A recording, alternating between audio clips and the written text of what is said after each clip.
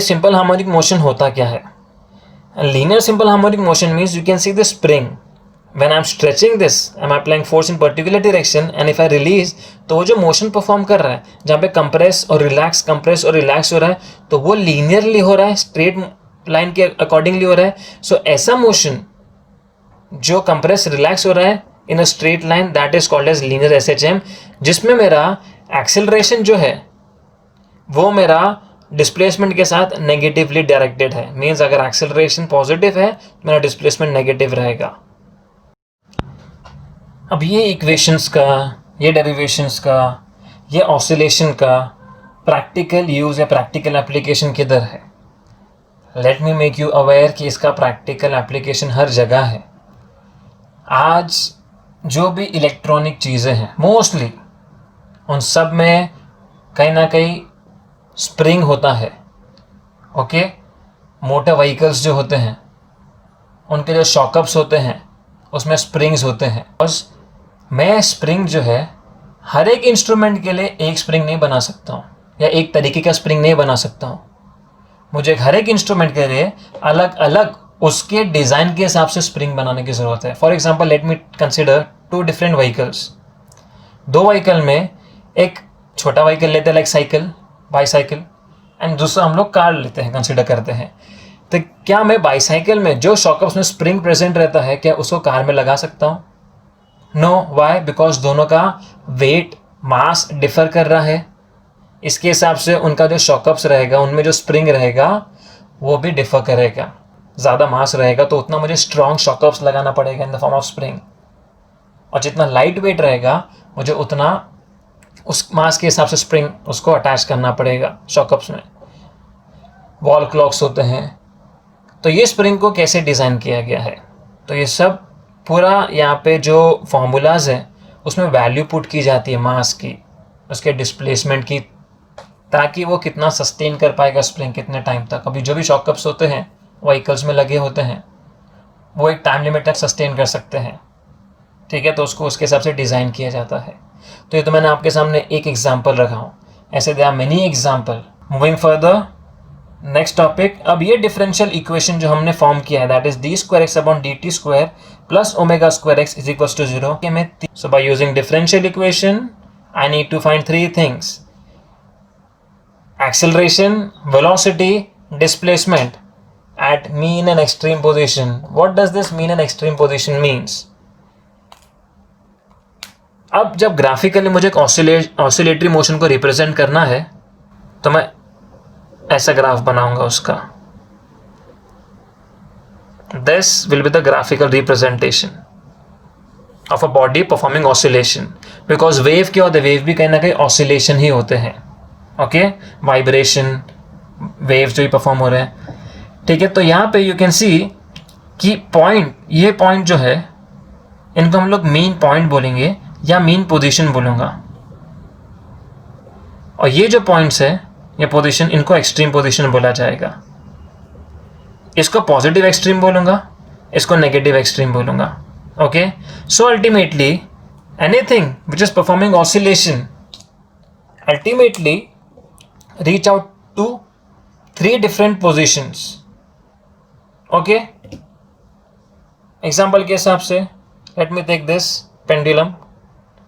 अब जब मैं इसको ऑसिलेट कराता हूँ तो ये तो मीन पोजीशन हो गया, पर्टिकुलर पोजीशन तक लेके जाके रिलीज करता हूँ तो ये एक्सट्रीम हो गया. और जब इसको रिलीज करूँगा तो कैसे ट्रैवल करेगा? यू कैन सी मीन्स अभी ये मीन पोजीशन से मैंने इसको एक्सट्रीम पे लेके आया, और जब रिलीज कर रहा हूँ तो ये वापस मीन पे जाके अब दूसरी तरफ के एक्सट्रीम पे पहुंच जा रहा है. सो यहाँ पे एक्सट्रीम के 2 पॉइंट्स हैं. एक ये एक्सट्रीम जिसको मैं पॉजिटिव एक्सट्रीम बोलूँगा, और एक ये एक्सट्रीम जिसको मैं नेगेटिव एक्सट्रीम बोलूँगा. बिकॉज मीन अपनी पोजीशन चेंज नहीं करेगा. मीन मतलब जगह, ओरिजिनल पोजीशन को ही बोलते हैं. तो आप कहीं से भी करो तो मीन वापस से यही पोजीशन पे आएगा आपको. सो this will be my positive extreme, this will be my negative extreme. तो यहाँ पे एक एक्सट्रीम नेगेटिव वाला एक पोजीशन, मीन अनदर पोजीशन, और पॉजिटिव एक्सट्रीम और एक पोजीशन. तो यहाँ पे टोटल कितने पोजीशन हो गए? 3 पोजीशंस हो गए, जिसमें से एक मीन है और बाकी के 2 एक्सट्रीम है, जिसमें से एक जो एक्सट्रीम है पॉजिटिव है और एक जो एक्सट्रीम है नेगेटिव है. You can compile both of them and you can say कि जो ही पार्टिकल ऑसिलेटरी मोशन परफॉर्म करता है उसके पास दो पोजीशन रहते हैं overall, one is mean position and one is extreme position. फिर वो एक्सट्रीम को आप बोल सकते हो एक पॉजिटिव एक्सट्रीम रहता है और एक नेगेटिव एक्सट्रीम रहता है। Okay, so now will find the equation. अब एक्सेलरेशन, सबसे पहले I need to use differential, because यहाँ पे लिखा है यूजिंग डिफरेंशियल इक्वेशन। ओके, तो डिफरेंशियल इक्वेशन को मुझे यूज करना है और उसके बाद मुझे एक्सेलरेशन फाइंड करना है। Okay, so differential equation consider किया मैंने, d square x upon d t square plus omega square x is equals to 0। We all know that d square x upon d t square that is second order derivative of displacement, और क्या देगा मुझे, nothing but acceleration, because मैं जब displacement को एक बार differentiate करूंगा तो मुझे वेलोसिटी मिलेगा, और जब वेलोसिटी को डिफरेंशिएट करूंगा तो एक्सेलरेशन मिलेगा। इन शॉर्ट, मैं अगर डिस्प्लेसमेंट को दो बार डिफरेंशिएट करूंगा तो मुझे एक्सेलरेशन मिल जाएगा। तो d square x upon d t square becomes a plus omega square x equals to 0, तो a becomes equals to minus omega square x. ये सेम रिलेशन मिला हमें एक्सेलरेशन को जो पिछले पार्ट में मिला था एट मीन। अब मुझे एक्सेलरेशन फाइंड करना है मीन पे ना। Mean position is what position, जहाँ पार्टिकल का डिस्प्लेसमेंट कितना रहता है, 0 रहता है। ठीक है, तो जब पार्टिकल का डिस्प्लेसमेंट 0 रहेगा तो एक्स की वैल्यू 0 पुट करूंगा तो मुझे इक्वेशन क्या मिलेगा, a equals to minus omega square into 0, anything multiply by 0 give the value as 0 itself. तो ए मीन कितना मिला, 0 मिला। Mean at mean position acceleration कितना होता है, 0 होता है। अब एक्सट्रीम पोजीशन पे, एक्सट्रीम पोजीशन में मेरा डिस्प्लेसमेंट कितना हो जाएगा, plus minus a. What does this plus minus a means, plus minus a मतलब क्या होता है, ये जो वेव बना है ये एक्सट्रीम है जिसको पॉजिटिव एक्सट्रीम बोलेंगे, और ये एक्सट्रीम है जिसको नेगेटिव एक्सट्रीम बोलेंगे। जिसको बोला क्या जाता है, इसको हम लोग क्या बोलते हैं, we say this point as amplitude. So what is amplitude, the displacement of the particle where it is maximum throughout the oscillatory motion is called as amplitude. तो थ्रूआउट द ऑसिलेटरी मोशन कहाँ का extreme हुआ है, ये position extreme है, इसको positive extreme बोलेंगे। ये नेगेटिव एक्सट्रीम है, again positive extreme, again negative extreme. तो इसके लिए इसको प्लस माइनस ए लिया जाता है, that to capital A. Throughout this chapter you have to maintain difference between a small a and a capital A. Small a is always used as a acceleration and capital A will be always used as an amplitude. और small a जो रहेगा acceleration, वो हमेशा आपको left hand side पे मिलेगा और amplitude आपको हमेशा राइट हैंड साइड पे मिलेगा।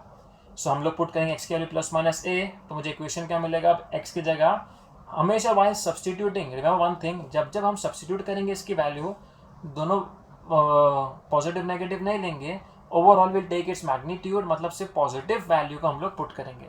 सो ए का फॉर्मूला क्या हो गया, माइनस ओमेगा स्क्वायर इंटू है, where a over is amplitude. As I said, amplitude हमेशा हमें राइट हैंड साइड मिलेगा और एक्सेलरेशन लेफ्ट हैंड साइड। तो ये जो वैल्यू है ये मैक्सिमम वैल्यू ऑफ एक्सेलरेशन कहलाएगा, दैट इज ए मैक्स की वैल्यू क्या है, minus omega square a. Next velocity. अब इन जनरल मुझे एक्सेलरेशन मिल गया है, by using this I find velocity. We all know the formula of acceleration d v upon d t. Okay, अब a का मेरे पास इक्वेशन है minus omega square x is equals to d v upon d x into d x upon d T. ये क्या किया मैंने, adjustment किया।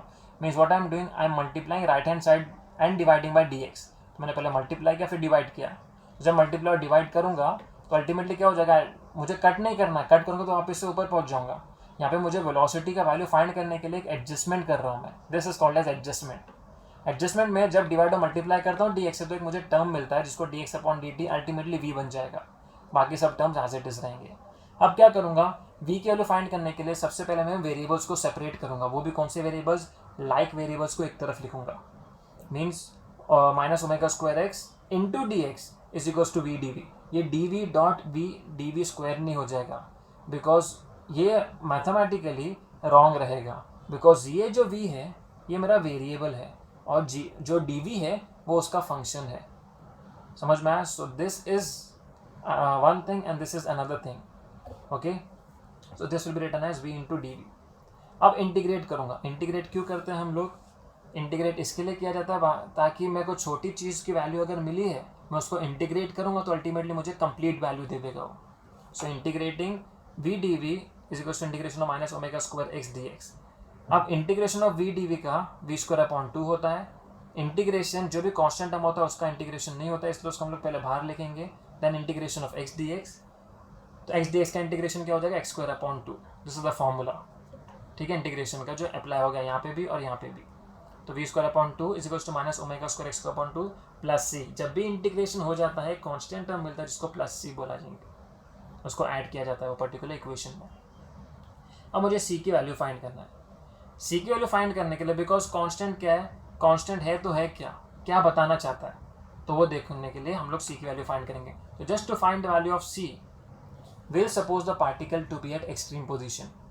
जब पार्टिकल एक्सट्रीम पे रहता है, मीन्स अगर पार्टिकल ये मीन है, ये एक्सट्रीम है और ये दूसरा एक्सट्रीम है, तो जब एक एक्सट्रीम पे जाता है पार्टिकल, मीन्स यहाँ से ऑसिलेट करके एक्सट्रीम पे गया, यहाँ जाके रुक जाता है, फिर नीचे आता है towards the gravity. Why, because whenever it is going in upward direction it is going against the gravity.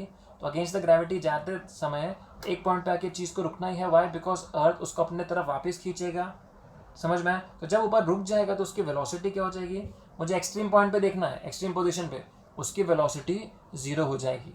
लेकिन उसका एम्पलीट्यूड कितना, उसका डिस्प्लेसमेंट कितना रहेगा, एक्सट्रीम पॉइंट पे कितना डिस्प्लेसमेंट उसका amplitude, that is A. Means अब वेलोसिटी 0 हो गई और डिस्प्लेसमेंट की वैल्यू प्लस माइनस ए हो जाएगी. तो ये दोनों वैल्यूज पुट करूँगा ये इक्वेशन में, ठीक है. एज आई टोल्ड कि जब सब्स्टिट्यूट करूँगा इसको, सिर्फ उसका मैग्नीट्यूड सब्स्टिट्यूट करूँगा, दैट इज प्लस ए. तो v square upon 2 is equals to minus omega square x square upon 2 plus c की जगह अब क्या आ जाएगा, ठीक है, सॉरी दिस वी. अब इसको सब्स्टिट्यूट करूँगा इसमें, तो क्या मिलेगा मुझे, v इक्वल्स टू 0, तो v की जगह 0 आ जाएगा. तो 0 upon 2 is equals to minus omega square a square upon 2 plus c. ये पूरा टर्म को वहाँ पे ले लूँगा बिकॉज ये तो पूरा 0 हो गया. अब ये वहाँ पे जाके टर्म माइनस जाके प्लस हो जाएगा, तो सी की वैल्यू मुझे क्या मिले, omega square a square upon 2. तो ये सी की value omega square a square upon 2 मैं पुट करूँगा ये इक्वेशन में. तो सी की जगह क्या आ जाएगा, c equals to omega square a square upon 2 put करूँगा. In this value I will get this equation, ठीक है. c की जगह ये आ गया. अब common v square upon 2 equals to omega square upon 2 को कॉमन निकालता हूँ. ब्रैकेट में क्या बचेगा, minus x square plus a square, ठीक है. 2 गेट्स कैंसिल और इसको इंटरचेंज करके लिखता हूँ. ए स्क्वायर को पहले लिखता हूँ, एक्स स्क्वायर को बाद में लिखता हूँ. तो equation will become v is equals to under root square, यहाँ जाके रूट बन जाएगा, omega square into a square minus x square. Omega square भागे उसके 2 रूट्स बन जाएंगे, okay, plus minus omega, then under root a square minus x square. ये मेरे को वेलोसिटी का फॉर्मूला मिल गया. अब वैसे ही जैसे मैंने एक्सेलरेशन को मीन और एक्सट्रीम पे फाइंड किया था, वैसे वेलोसिटी को भी करेंगे. तो एट मीन डिस्प्लेसमेंट क्या है, 0 है, तो 0 पुट करूँगा यहाँ पे. तो मुझे इक्वेशन क्या मिलेगा, v equals to plus minus omega under root a square and root gets cancel, तो मिल जाएगा v equals to plus minus omega है. तो मेन पोजीशन पे जो मुझे वेलोसिटी मिल रही है वो कौन सी मिल रही है, maximum value of velocity. Because जब पार्टिकल ऑसिलेट करता है तो ये तो एक्सट्रीम हो गया, एक्सट्रीम पे क्या हो जाएगा, रुक जाता है, तो वेलोसिटी तो 0 हो गई. लेकिन जब मीन पे आता है, मीन्स मीन पे कैसे आएगा, टुवर्ड्स द ग्रेविटी होके मीन पे आएगा. तो टुवर्ड्स द ग्रेविटी होगा तो मीन पॉइंट पे सबसे ज़्यादा आपकी वेलोसिटी रहेगी. तो मेन पॉइंट पे हमें वेलोसिटी की मैक्सिमम वैल्यू मिलती है. वैसे एक्सट्रीम पे क्या कंसिडर करेंगे, एक्स प्लस माइनस ए. तो जब पुट करूँगा एक्स की जगह ए, तो ए स्क्वायर माइनस ए स्क्वायर 0 हो जाएगा. तो वी की वैल्यू मुझे 0 मिलेगी at extreme, that is we minimum बोलेंगे. Now let us understand about displacement. Okay, अभी हम लोग डिस्प्लेसमेंट को फाइंड करने के लिए जो वेलोसिटी का previous relation that is v equals to plus minus omega under root a square minus x square वो डिराइव किए, तो उसको यहाँ पे यूज़ करके डिस्प्लेसमेंट निकालेंगे. Okay, we all know the basic formula of velocity that is displacement upon time और the rate of change of displacement upon time, that is written as dx upon dt. अब v का जो formula है उसका magnitude form that is omega under root a square minus x square consider किया जाएगा, is equals to dx upon dt.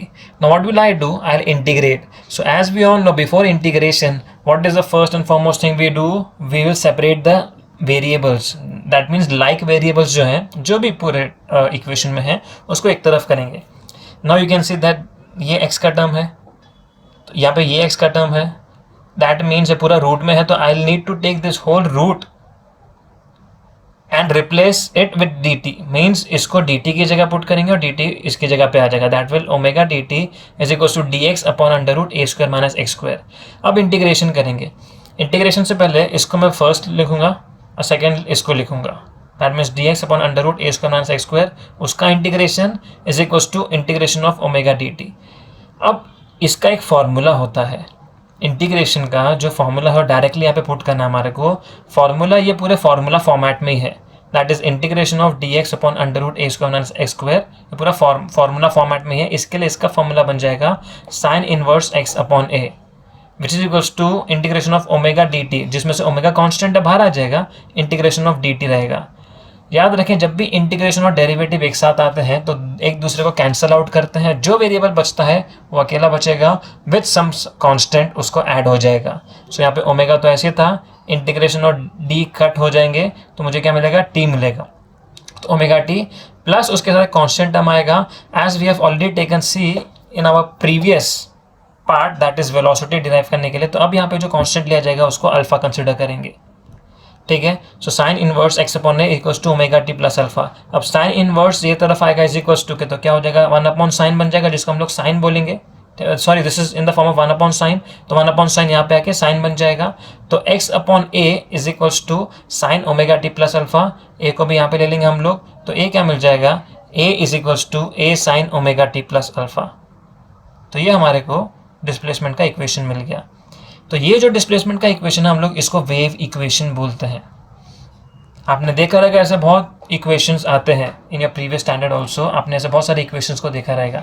तो ये format की इक्वेशंस को हम लोग वेव इक्वेशंस बुलाते हैं, जहाँ पे इज इक्वल्स टू के ये तरफ पार्टिकल का डिस्प्लेसमेंट होता है और इज इक्वल्स टू के ये तरफ पार्टिकल का एम्पलीट्यूड रहता है, जहाँ पे वो मैक्सिमम डिस्प्लेस करता है, और उसके साथ साथ जो वेव का शेप है दैट इज साइन। जैसे मैंने बताया था साइन टर्म जब भी रहेगा तो पार्टिकल यहाँ से स्टार्ट हो रहा है और ऐसा वेव बनाएगा इसका ग्राफ। सो ये ग्राफ साइन वेव बोला जाता है, ये ग्राफ को, इसके लिए साइन का टर्म आया with omega t plus alpha. ये जो ओमेगा टी प्लस अल्फा है ये फेज एंगल है पूरा, मीन्स कितने फेज से वो कंटिन्यूसली डिफर कर रहा है, ओके। अब मुझे डिस्प्लेसमेंट का इक्वेशन तो मिल गया, उसके बाद क्या करना है हमें, I need to find displacement at mean and extreme.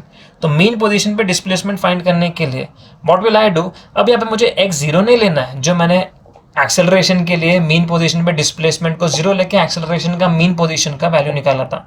Same goes for extreme, extreme क्या लेता है, x प्लस माइनस है। बट यहाँ पे अब जो वहाँ पे हम लोग ने वैल्यूज़ लिया है वो यहाँ पे देखना है कि वो कैसे वैल्यूज़ आते हैं, मीन्स यहाँ पे मुझे x की वैल्यू 0 आनी चाहिए, जो मैंने वहाँ पे कंसीडर किया था in the case of acceleration and velocity when the particle was at mean position. तो जब पार्टिकल मीन पोजीशन पे रहेगा तो ये इक्वेशन में ये साइड जो राइट हैंड साइड है इसमें क्या क्या चीज़ 0 रहेंगे, मीन्स पार्टिकल जब ये पोजीशन पे मीन पे है तो वो स्टार्ट ही नहीं हुआ है, स्टार्ट ही नहीं हुआ तो मतलब उसका अल्फा जो फेज एंगल का एक पार्ट है जिसको एपॉक ऑफ SHM बोलते हैं वो 0 रहेगा, एंड इवन टाइम भी 0 रहेगा बिकॉज पार्टिकल अभी तक स्टार्ट ही नहीं किया ऑसिलेट करना। तो इन दोनों की वैल्यू 0 पुट करूँगा ये इक्वेशन में, तो मुझे क्या मिलेगा, x is equals to a sine 0 plus 0, sine 0 0 होता है, तो मुझे पूरा का पूरा डिस्प्लेसमेंट क्या मिला, 0 मिला। तो वहाँ पे जो हम लोग ने डिस्प्लेसमेंट को 0 कंसिडर किया था मीन पोजीशन पे एक्सीलरेशन के केस में और वेलोसिटी के केस में, यहाँ पे हमने डिराइव करके बताया कि वो 0 आता कहाँ से है। सेम मैनर में एट एक्सट्रीम, एक्सट्रीम पे हम लोग x क्या मिलता है, प्लस माइनस a कंसिडर करते हैं, तो यहाँ पे डिराइव करना है। तो एक्सट्रीम के लिए ये दोनों में से ही अब वैल्यूज़ क्या लूँगा, अल्फा तो मीन केस के लिए 0 था, अब एक्सट्रीम केस के लिए अल्फा क्या हो जाएगा, अल्फा मतलब एपॉक ऑफ SHM, मीन्स अगर वेव स्टार्ट करता है तो अल्फा मीन्स जब मैक्सिमम पोजीशन पे जाएगा तो ये एक मैक्सिमम पॉइंट है और दूसरा ये एक मैक्सिमम पॉइंट है। तो यहाँ पे कितना फेज एंगल बना रहा है, 90 दैट इज π/2, और यहाँ पे क्या बना रहा है, 3π/2। तो यहाँ पे अल्फा की वैल्यू 2 आ जाएगी, एक π/2 and second one is 3π/2, okay. और टाइम पीरियड एज यूजुअल जब पार्टिकल एक्सट्रीम पॉइंट पे चले जाता है तो वहाँ जाके रुक जाता है, इसके लिए टाइम वो सेंस में हम लोग 0 सपोज करेंगे। या इमेजिन आप ऐसे करो कि मैंने पार्टिकल को ऑलरेडी एक्सट्रीम पोजीशन से स्टार्ट करना है, तो मैंने इसको होल्ड करके रखा हूँ ये पोजीशन पे, तो जब ऑसिलेट करेगा तो नीचे की तरफ आएगा, मतलब तब जाके टाइम स्टार्ट हो जाएगा, ठीक है। तो टाइम 0 रहेगा और अल्फा या तो π/2 हो जाएगा ये केस में 90, या तो 3π/2 ये केस में, ओके। अब ये दोनों की वैल्यूज पुट करेंगे इक्वेशन में, मीन्स अभी अल्फा फर्स्ट केस में π/2 लिया जाएगा और सेकेंड केस में 3π/2, और t तो 0 तो ओमेगा टी पूरा 0 हो जाएगा। That means x is a sine π/2 एक कंडीशन मिला और दूसरा x इज a साइन 3π/2। अब साइन π/2 क्या होता है, that is sine 90, sine 90 is nothing but 1, तो यहाँ पे क्या मिल जाएगा, x की वैल्यू a मिलेगी। और साइन 3π/2 क्या होता है, -1 होता है, तो यहाँ पे x की वैल्यू -a मिलेगी। तो यहाँ से मुझे x की वैल्यू +- a मिली जब मेरा पार्टिकल एक्सट्रीम पॉइंट पे था। तो तो ये जो वैल्यू हमने वेलोसिटी के लिए और एक्सेलरेशन के लिए जहाँ हम लोग x प्लस माइनस एक कंसिडर करते हैं, वो यहाँ पे मैंने एक्सट्रीम केस के लिए डिराइव करके बताया. So this whole derivation is very important. इसका जो कंसेप्ट है आपको दिमाग में रखना है. और regarding board point of view, ये जो क्वेश्चन आएगा, एक क्वेश्चन ये या तो 5 मार्क्स का आ सकता है पूरा का पूरा, या तो अगर 3 मार्क का पूछेगा तो इसमें कोई भी 2 पार्ट्स पूछेंगे. मीन्स या तो एक्सेलरेशन और वेलोसिटी पूछेंगे या फिर वेलोसिटी और डिस्प्लेसमेंट पूछेंगे. Okay, hope you all understood this. Thank you students. Goodbye everyone. Take care.